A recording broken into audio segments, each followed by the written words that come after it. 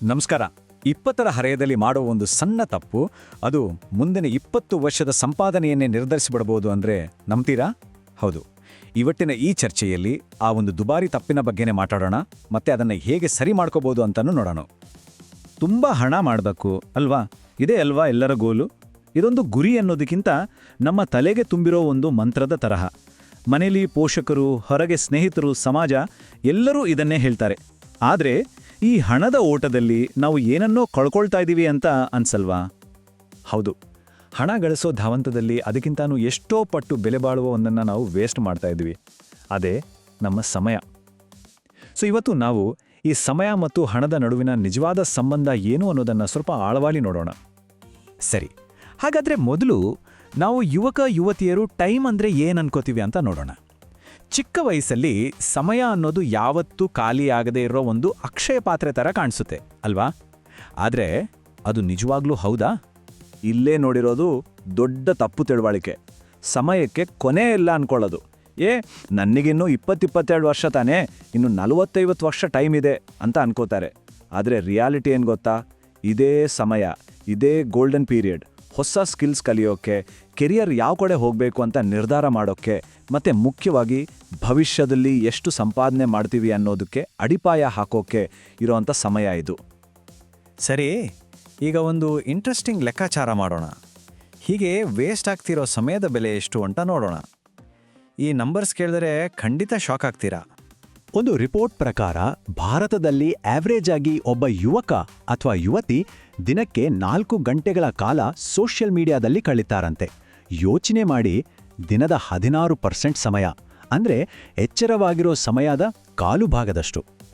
ದಿನಕ್ಕೆ 4 ಗಂಟೆ ಅಂದರೆ ವರ್ಷಕ್ಕೆ ಎಷ್ಟು ಗಂಟೆ ಆಯಿತು ಗೊತ್ತಾ? ಬರೋಬ್ಬರಿ 1200 ಗಂಟೆಗಳು. ಅಂದರೆ ಒಂದು ಫುಲ್ ಟೈಮ್ ಜಾಬ್ ಮಾಡೋರು ಅರ್ಧ ವರ್ಷ ಕೆಲಸ ಮಾಡ್ದಾಗೆ. ಅಬ್ಬಬ್ಬಾ, ಅಷ್ಟು ಸಮಯದಲ್ಲಿ ಏನೆಲ್ಲ ಸಾಧಿಸ್ಬೋದಿತ್ತು ಅಲ್ವಾ? ಸೊ ಇಲ್ಲಿ ನಾವು ಅರ್ಥ ಮಾಡ್ಕೋಬೇಕಾದ ಮುಖ್ಯ ಪಾಯಿಂಟ್ ಏನು ಅಂದರೆ, ನಮ್ಮ ಸ್ಕಿಲ್ಸ್ ಮತ್ತು ಎಕ್ಸ್ಪೀರಿಯನ್ಸ್ ಜಾಸ್ತಿ ಆದ ಹಾಗೆ ನಮ್ಮ ಒಂದೊಂದು ಗಂಟೆಯ ಬೆಲೆಯೂ ಜಾಸ್ತಿ ಆಗುತ್ತೆ. ಇವತ್ತು ಒಂದು ಫ್ರೀಲ್ಯಾನ್ಸ್ ಕೆಲಸಕ್ಕೆ ಗಂಟೆಗೆ 100 ರೂಪಾಯಿ ಸಿಗ್ಬೋದು. ಆದರೆ 1-2 ವರ್ಷ ಚೆನ್ನಾಗಿ ಸ್ಕಿಲ್ಸ್ ಬೆಳೆಸ್ಕೊಂಡ್ರೆ ಅದೇ ಕೆಲಸಕ್ಕೆ ಗಂಟೆಗೆ 1000 ರೂಪಾಯಿ ಕೂಡ ಸಿಗ್ಬೋದು. ನೋಡಿ, ಇದೇ ಸ್ಕಿಲ್ಸ್ನ ಪವರ್. ಈಗ ಯೋಚನೆ ಮಾಡಿ, ಆ 1200 ಗಂಟೆಗಳನ್ನು ನಾವು ಕಳೆದುಕೊಂಡ್ರೆ ಭವಿಷ್ಯದಲ್ಲಿ ಪ್ರತಿ ವರ್ಷ ಸುಮಾರು 12 ಲಕ್ಷ ರೂಪಾಯಿಗಳಷ್ಟು ಸಂಪಾದನೆಯನ್ನು ಕಳೆದುಕೊಂಡಾಗೆ. ಅಂದರೆ ತಿಂಗಳಿಗೆ 1 ಲಕ್ಷ ರೂಪಾಯಿ. ಇವತ್ತು ಚಿಕ್ಕದು ಅಂತ ಅನಿಸೋ ಈ ಟೈಮ್ ವೇಸ್ಟ್ ಮುಂದೆ ನಮ್ಮ ಜೇಬಿಗೆ ಎಷ್ಟು ದೊಡ್ಡ ಹೊಡೆತ ಕೊಡ್ಬೋದು ನೋಡಿ. ಹಾಗಾದರೆ ಈ ಅಮೂಲ್ಯ ಸಮಯವನ್ನು ಸ್ಮಾರ್ಟ್ ಆಗಿ ಇನ್ವೆಸ್ಟ್ ಮಾಡೋದು ಹೇಗೆ? ನೋಡಿ, ಅದಕ್ಕೆ ಮೊದಲು ನಮಗೆ ಒಂದು ಫೈನಾನ್ಷಿಯಲ್ ಸೇಫ್ಟಿ ನೆಟ್ ಬೇಕು. ಯಾಕಂದರೆ ಭಯ ಇಲ್ಲದೆ ರಿಸ್ಕ್ ತಗೋಬೇಕು ಅಂದರೆ ಮೊದಲು ಈ ಭದ್ರತೆ ಇರಲೇಬೇಕು. ಈ ಸೇಫ್ಟಿ ನೆಟ್ ಅಂದರೆ 3 ಮುಖ್ಯ ವಿಷಯಗಳು. 1, ಎಮರ್ಜೆನ್ಸಿ ಫಂಡ್. ಅಚಾನಕ್ಕಾಗಿ ಕೆಲಸ ಹೋದ್ರೂ 3-4 ತಿಂಗಳ ಖರ್ಚುಗಳನ್ನು ನಿಭಾಯಿಸೋಕೆ ಇದು ಬೇಕೇ ಬೇಕು. 2, ಹೆಲ್ತ್ ಇನ್ಶೂರೆನ್ಸ್. ಯಾಕೆಂದರೆ ಒಂದು ದೊಡ್ಡ ಮೆಡಿಕಲ್ ಬಿಲ್ ನಮ್ಮ ಎಲ್ಲ ಸೇವಿಂಗ್ಸನ್ನು ಖಾಲಿ ಮಾಡಿಬಿಡ್ಬೋದು. ಮತ್ತು 3ನೇದು ಟರ್ಮ್ ಇನ್ಶೂರೆನ್ಸ್. ನಮ್ಮ ನಂತರ ನಮ್ಮ ಕುಟುಂಬಕ್ಕೆ ಆರ್ಥಿಕವಾಗಿ ಆಸರೆಯಾಗಿರಲು ಇದು ಮುಖ್ಯ. ಓಕೆ, ಈ ಫೈನಾನ್ಷಿಯಲ್ ಸೇಫ್ಟಿ ನೆಟ್ ರೆಡಿ ಆದಮೇಲೆ ನಾವು ನಮ್ಮ ಸಮಯವನ್ನು ಎಲ್ಲಿ ಮತ್ತು ಹೇಗೆ ಇನ್ವೆಸ್ಟ್ ಮಾಡಬೇಕು ಅನ್ನೋದ್ರ ಮೇಲೆ ಫೋಕಸ್ ಮಾಡ್ಬೋದು. ಬನ್ನಿ, ಇದಕ್ಕಾಗಿ ಒಂದು ಸಿಂಪಲ್ ಆದರೆ ತುಂಬಾ ಪವರ್ಫುಲ್ ಆದ ಫ್ರೇಮ್ವರ್ಕ್ ನೋಡೋಣ. ಕಾಂಪೌಂಡಿಂಗ್ ಅಂದರೆ ಬರೀ ಹಣಕ್ಕೆ ಮಾತ್ರ ಅನ್ಕೋಬೇಡಿ. ಸ್ಕಿಲ್ಸ್ ವಿಷಯದಲ್ಲೂ ಕಾಂಪೌಂಡಿಂಗ್ ಕೆಲಸ ಮಾಡುತ್ತೆ. ನಿಜ ಹೇಳಬೇಕು ಅಂದರೆ ಅದಕ್ಕಿಂತನೂ ಪವರ್ಫುಲ್ಲಾಗಿ ಕೆಲಸ ಮಾಡುತ್ತೆ. ಯಾಕಂದರೆ ಹಣದ ಬೆಳವಣಿಗೆ ಮಾರ್ಕೆಟ್ ಮೇಲೆ ಡಿಪೆಂಡ್ ಆಗಿರುತ್ತೆ. ಆದರೆ ಸ್ಕಿಲ್ಸ್ ಬೆಳವಣಿಗೆ ನಮ್ಮ ಕೈಲೇ ಇರುತ್ತೆ ಮತ್ತು ಇದರ ಗ್ರೋತ್ ಎಕ್ಸ್ಪೋನೆನ್ಷಿಯಲ್ ಆಗಿರುತ್ತೆ. ಈ ಫ್ರೇಮ್ವರ್ಕ್ನ ಮೊದಲ ಭಾಗನೇ ಕೋರ್ ಸ್ಕಿಲ್. ಇದು ನಮ್ಮ ಸಂಪಾದನೆಯ ಮುಖ್ಯ ಎಂಜಿನ್. ಉದಾಹರಣೆಗೆ ವಿಡಿಯೋ ಎಡಿಟಿಂಗ್, ಕೋಡಿಂಗ್, ಸೇಲ್ಸ್ ಅಥವಾ ಗ್ರಾಫಿಕ್ ಡಿಸೈನ್. ಈ ಒಂದು ಸ್ಕಿಲ್ನಲ್ಲಿ ಎಕ್ಸ್ಪರ್ಟ್ ಆಗೋಕೆ ಕನಿಷ್ಠ 1 ಅಥವಾ 1.5 ವರ್ಷ ಆದರೂ ಫುಲ್ ಫೋಕಸ್ ಬೇಕಾಗತ್ತೆ. ನೆಕ್ಸ್ಟ್ ಬರೋದು ಕಂಪ್ಯಾನಿಯನ್ ಸ್ಕಿಲ್. ಇದು ನಮ್ಮ ಕೋರ್ ಸ್ಕಿಲ್ಗೆ ಒಂದು ಸೂಪರ್ ಪವರ್ ಕೊಟ್ಟ ಹಾಗೆ. ಯೋಚನೆ ಮಾಡಿ, ಒಬ್ಬ ವಿಡಿಯೋ ಎಡಿಟರ್ ಜೊತೆಗೆ ಸ್ಟೋರಿ ಟೆಲ್ಲಿಂಗ್ ಕಲಿತ್ರೆ ಆತ ಬರೀ ಎಡಿಟರ್ ಆಗಿ ಉಳಿಯಲ್ಲ, ಫಿಲ್ಮ್ ಮೇಕರ್ ಆಗ್ತಾನೆ. ಒಬ್ಬ ಕೋಡರ್ ಜೊತೆಗೆ UI/UX ಡಿಸೈನ್ ಕಲಿತ್ರೆ ಆತ ಬರೀ ಕೋಡ್ ಬರೆಯಲ್ಲ, ಅದ್ಭುತವಾದ ಯೂಸರ್ ಎಕ್ಸ್ಪೀರಿಯನ್ಸ್ ಅನ್ನೇ ಸೃಷ್ಟಿಸ್ತಾನೆ. 3ನೇದು ಲಿವರೇಜ್ ಸ್ಕಿಲ್. ಅಂದರೆ ನಮ್ಮಲ್ಲಿರೋ ಸ್ಕಿಲ್ಸನ್ನು ಇಡೀ ಜಗತ್ತಿಗೆ ತೋರಿಸೋಕೆ ಇಂಟರ್ನೆಟ್ಟನ್ನು ಬಳಸ್ಕೊಳ್ಳೋದು. ಒಂದು ಯೂಟ್ಯೂಬ್ ಚಾನಲ್, ಒಂದು ಬ್ಲಾಗ್ ಅಥವಾ ಇನ್ಸ್ಟಾಗ್ರಾಮ್ ಪೇಜ್, ಹೀಗೆ ನಮ್ಮ ಕೆಲಸನ ಪ್ರದರ್ಶನಕ್ಕಿಡಬೇಕು.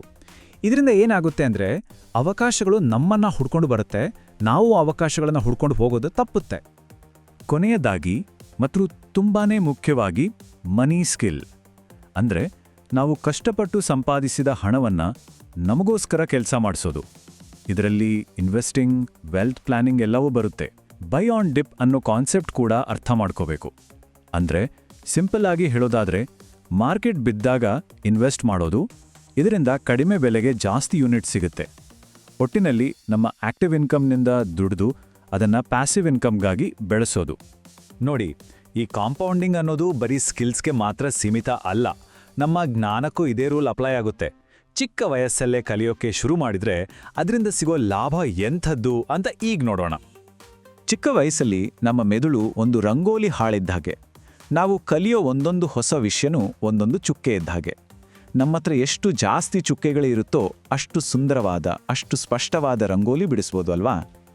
ಜ್ಞಾನದ ಕಾಂಪೌಂಡಿಂಗ್ ಅಂದ್ರೇ ಇದು. ಎಷ್ಟು ಬೇಗ ಶುರು ಮಾಡ್ತೀವೋ ಬೇರೆ ಬೇರೆ ವಿಷಯಗಳನ್ನು ಜೋಡಿಸಿ ಅರ್ಥ ಮಾಡ್ಕೊಳ್ಳೋ ನಮ್ಮ ಕೆಪಾಸಿಟಿ ಕೂಡ ಅಷ್ಟೇ ಸ್ಟ್ರಾಂಗ್ ಆಗುತ್ತೆ. ಸೊ ಇದೆಲ್ಲದರ ಅರ್ಥ ಏನು? ನಾವು ಸಮಯವನ್ನ ನೋಡೋ ದೃಷ್ಟಿಯನ್ನೇ ಬದಲಾಯಿಸಬೇಕು ಅಂತ. ಕಳೆದು ಹೋಗ್ತಿರೋ ಒಂದೊಂದು ಗಂಟೆಯು ನಿಜವಾಗ್ಲೂ ಒಂದೊಂದು ಅವಕಾಶ. ಈಗ ಪ್ರತಿಯೊಬ್ಬರೂ ತಮ್ಮನ್ನು ತಾವು ಕೇಳಿಕೊಳ್ಳಬೇಕಾದ ಪ್ರಶ್ನೆ ಇದು: ನಮ್ಮ 1 ಗಂಟೆಯ ಸಮಯದ ನಿಜವಾದ ಬೆಲೆ ಎಷ್ಟು? ಆ ಸಮಯ ಸೋಷಿಯಲ್ ಮೀಡಿಯಾದಲ್ಲೇ ಕರಗಿ ಹೋಗ್ತಿದೆಯಾ ಅಥವಾ ಭವಿಷ್ಯಕ್ಕಾಗಿ ಒಂದು ಹೂಡಿಕೆ ಆಗ್ತಿದೆಯಾ?